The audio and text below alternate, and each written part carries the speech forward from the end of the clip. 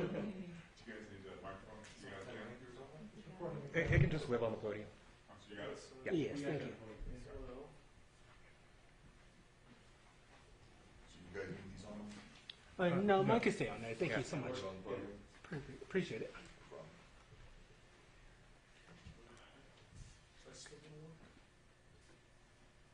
Thank you for joining us today.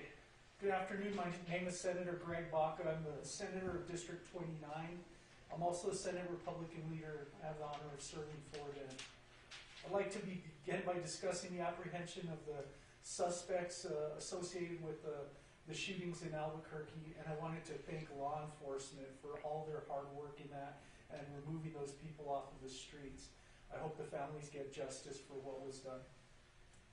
Today we listened to the Governor's State of the State address, and in listening to that address, you would be under the belief that our state is in a terrific being right now. Nothing could be further from the truth. We have a governor who is subject to far-left extremists at this point. Where we heard about energy, but we didn't hear one utterance of oil and gas in this state. Where we heard about education, and the answer is always to spend more money. We were promised a moonshot. That moonshot blew up on the launching pad. Our state is still 50th in the nation in education. It's one of the worst places, publicly stated. This is nationwide. Publicly stated, one of the worst places to start a business in the country. We have one of the most obscure and complex tax structures. Tax structure that just does not work for the people. Today we heard more and more and more about all these problems that we have, and the one answer is money and spending. We have money this year, but we have to be prudent in our spending. The answer isn't throwing hundreds of millions of more dollars at education, hundreds of millions of more dollars at renewable energy. We support all energy sources. This is true. But let's face it, oil and gas has provided the windfalls that we're seeing this year. We're believers in a clean environment. A clean environment starts by being responsible. It starts by being responsible within our statutes, laying down laws that will regulate but allow businesses to operate freely. What we saw today is really just a blanket for what is really in store. We are driving oil and gas out of the state. We are pushing renewables at the cost of the people. Let's lift up our students. Let's lift up our workers in this state. We cannot be a burden on business any longer. Our businesses were shut down during the pandemic, shut down by this administration. We can not now come back and say that we are the most prosperous business environment in this country. Such a statement just isn't true.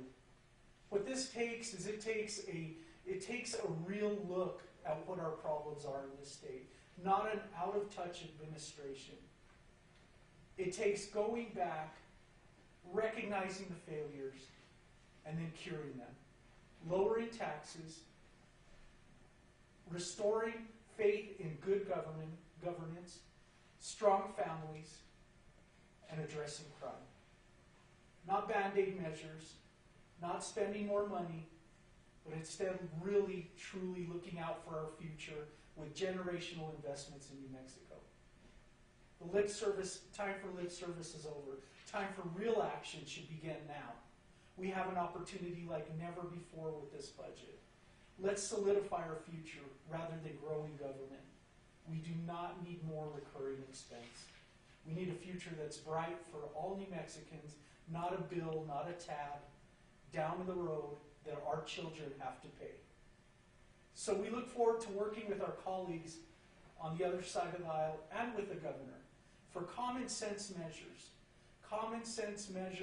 that don't penalize law-abiding citizens and coddle criminals. With that, I look forward to this coming year. I want to thank everybody here for attending. I want to thank you, New Mexicans, for never losing heart and for having faith in our great state. It's because only with you can we succeed here. Thank you. Any questions? The governor outlined some gun control measures that some of which I hadn't heard before, but allowing victims to sue gun manufacturers, banning assault weapons, closing some kind of loophole involving straw purchasers. Do any of those ideas have merit? What do you make of that direction? Well, we can almost point to, this last incident. One of the persons accused of firing the weapons in Albuquerque at these people's houses is a felon. Let's enforce what we have. That's what we need to do. If we can enforce what we have, we'll be able to control the problems we have. We need a criminal justice system that people don't look to and laugh at, where there's real consequences for action. These are the things that we're not seeing. Those are real answers to crime, not just gun crime, to all crime. Were there any of the governor's suggestions or goals that you believe that Republicans could get behind? We heard some talk about increasing budget to law enforcement for recruitment. I like this idea, but let's not forget in the last legislative session we removed immunity. So on the one hand, let's give them more money, but let's take away their authority and their ability to do their jobs. We have to stop following those nonsensical paths. We need to do both. We need to support our police officers and give them a budget that they can work behind. What's your thoughts on, I know the speaker's legislative modernization is a very big topic for him. I know there are a lot of Republicans who are also looking on that side. What are your thoughts on what can you come up with that? By that, I think you mean salaries for legislators, and that's a very fancy way and a new coin term I just heard this week. Modernization, professionalization, sure, whatever you want to call it. It is paying the legislature. There's pros and cons, and I'll tell you within our caucus, the people fall on both sides of this. I can tell you one of the positives to that would be that I think you would get a more diverse legislature in your state. You would have one that working people can come and attend and participate in good governance. Right now what we have is we have many, many members, and there isn't an issue that these are bad membership or anything like that, but most everybody's retired, or they're attorneys such as myself that have some control over their scheduling through the year and the monetary resources to be here 2 months of the year. That would remove that, and I see some optimism in that.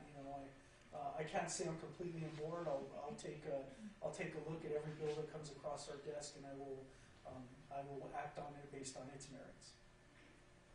In regards to the APD investigation, are there any security measures or safety protocols that you're considering with Senate Republicans?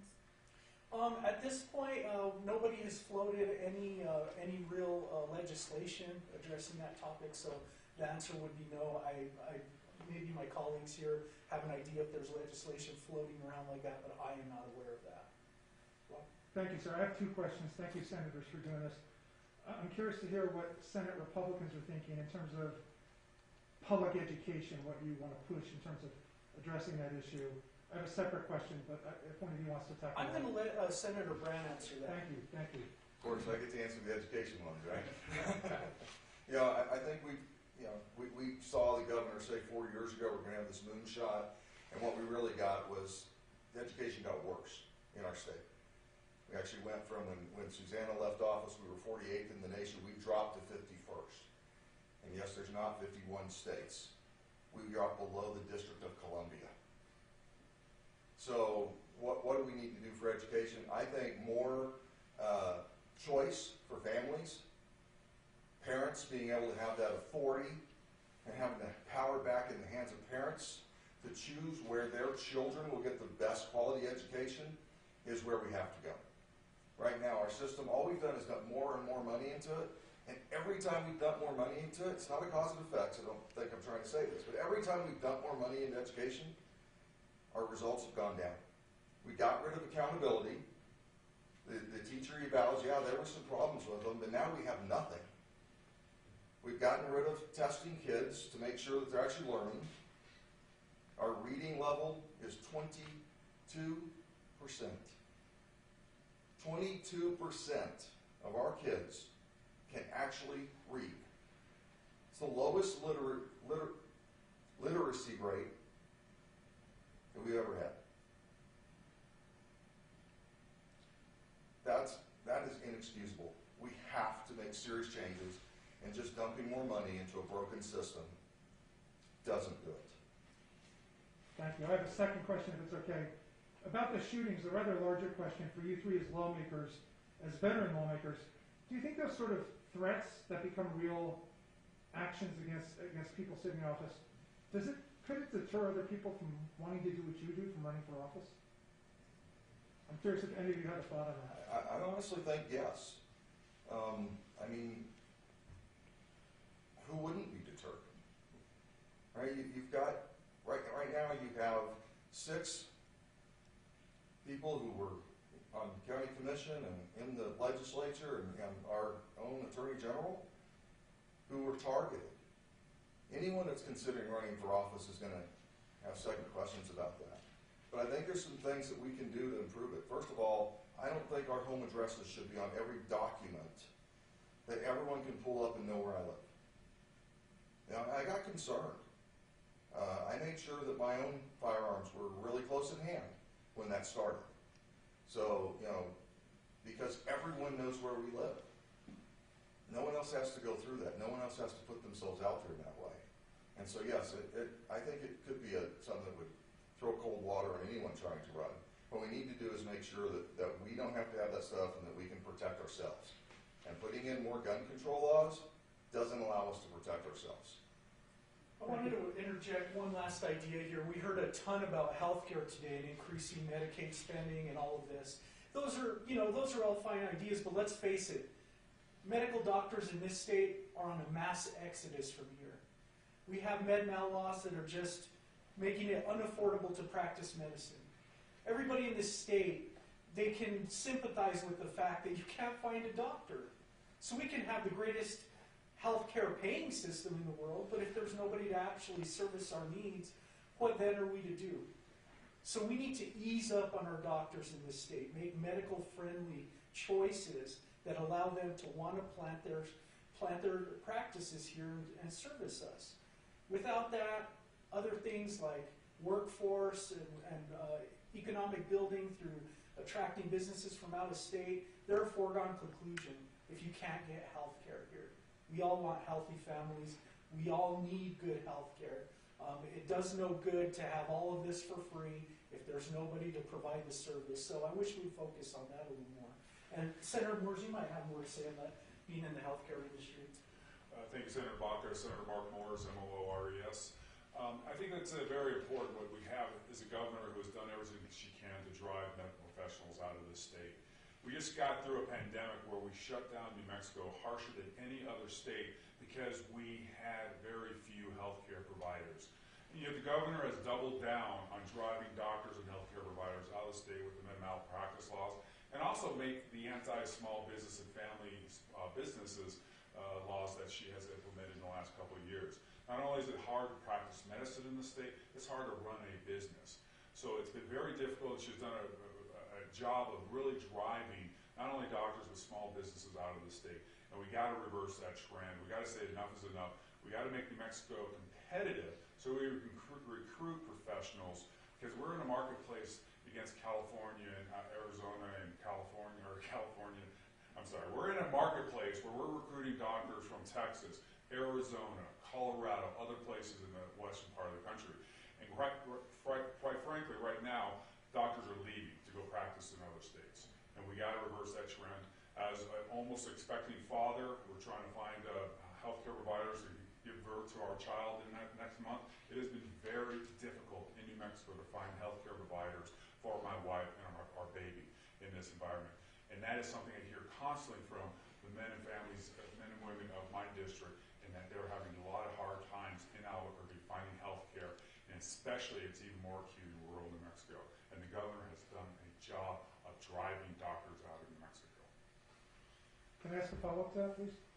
Senator, one of the things I wanted to ask you is, either with the Civil Rights Act regarding law enforcement or the medical malpractice caps, and I keep more track of the House than I do of the Senate, are you introducing any bills on either of these issues where you would do away with the cap, the medical malpractice, or try to do away with the qualified immunity changes? Or do you have some legislation you're pushing particularly to help law enforcement and healthcare? Robert, yes, we do have legislation we're working on to be drafted with the doctors and the medical society in the hospitals around New Mexico to come up with some solutions that help them address these issues. So we are planning to drop those pieces of legislation, working with the industry, working with the doctors, and working with law enforcement, not against them. Thank you, sir. Thank you all. We appreciate you coming. Thank you for your time today. Thank you.